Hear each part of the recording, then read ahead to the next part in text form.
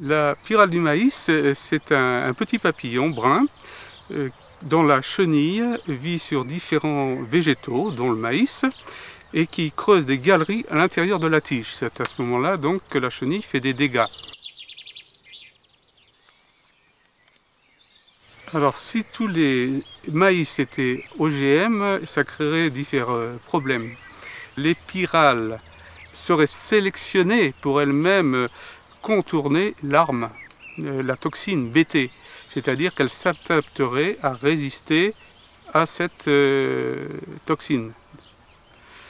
Et une nouvelle évolution apparaîtrait, l'arme deviendrait inutile et il faudrait trouver un autre moyen. C'est-à-dire que cette solution de lutte contre la pyrale pourrait être trop efficace. Tandis que les trichogrammes, en parasitant 80% des pyrales, ménagent une partie de la population et il n'y a pas de ce type de problème.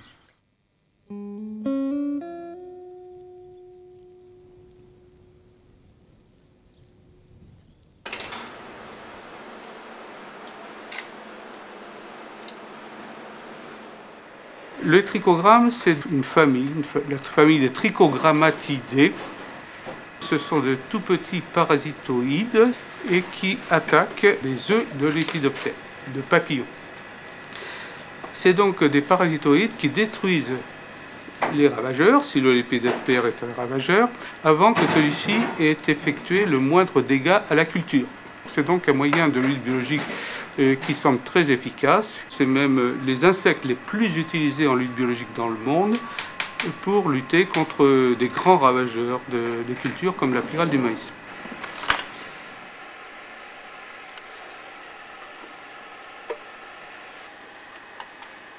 Notre laboratoire a pour ambition essentiellement de fiabiliser la lutte biologique, la bonne espèce de trichogramme contre le bon ravageur, l'espèce de trichogramme bien élevée dans de bonnes conditions, restant suffisamment diversifiée, suffisamment variable, et ensuite un trichogramme dont les coûts de production sont le plus faibles possible. Pour élever les trichogrammes de manière intensive, on les met au froid, où ils ont une vie ralentie, ce qui permet de les stocker, de les garder, jusqu'au moment où ils devront être lâchés en plein champ.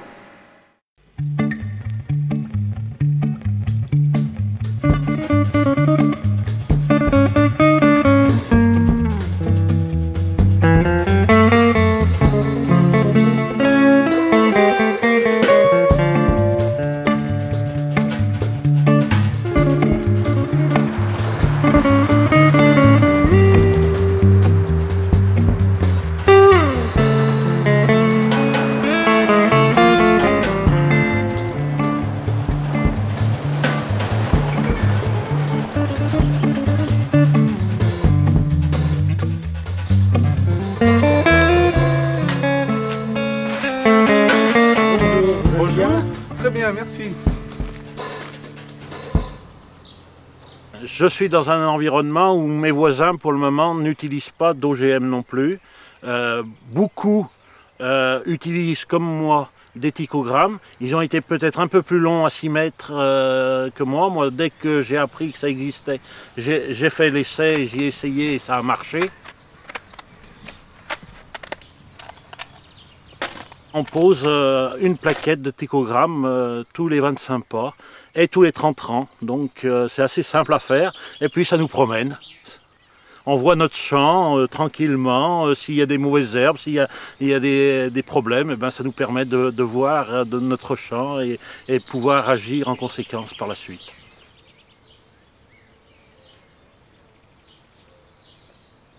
Je place les trichogrammes une seule fois dans l'année. Aujourd'hui, je les place et puis après c'est terminé, j'ai plus à m'occuper de rien.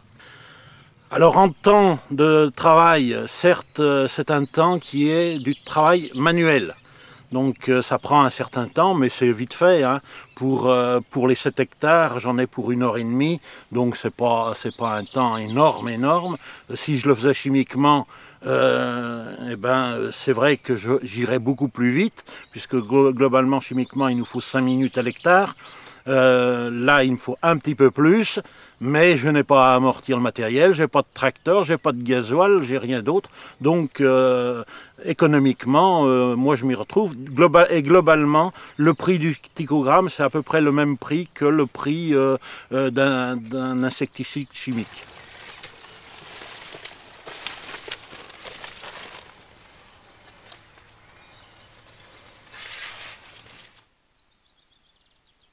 Cette plaquette, ces morceaux de carton, sont en fait des petits conteneurs renfermant des œufs de la pyrale de la farine qui sont parasités par des trichogrammes.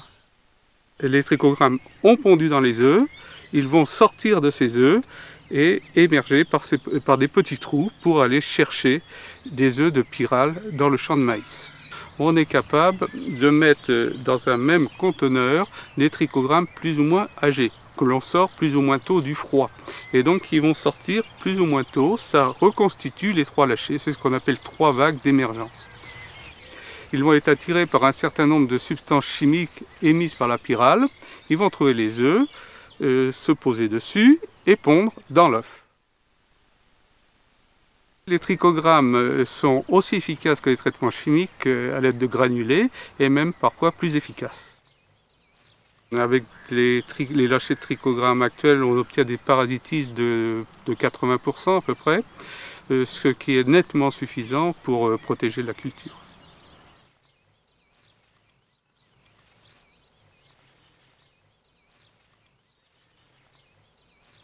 Il faut utiliser d'autres méthodes entrant dans le concept de la lutte intégrée, qui est l'utilisation de plusieurs méthodes de protection, y compris chimiques parfois, mais le moins possible, il faut privilégier les méthodes de lutte biologique. D'autres méthodes aussi culturelles, physiques, etc. Le fait d'enfouir nos pailles nous permet justement de lutter contre la pyrale aussi, puisque quand les pailles sont enterrées et que si elles sont à l'intérieur des pailles, eh ben, elles ont de la difficulté à ressortir du sol. Nous, notre problème, c'est qu'on ne fait pas de labour, on a fait le choix de faire du sans labour, donc on ne peut pas enterrer très profondément. Il faut ensuite penser aux organismes auxiliaires, comme on dit, de l'agriculteur, c'est-à-dire des prédateurs ou des parasitoïdes présents naturellement.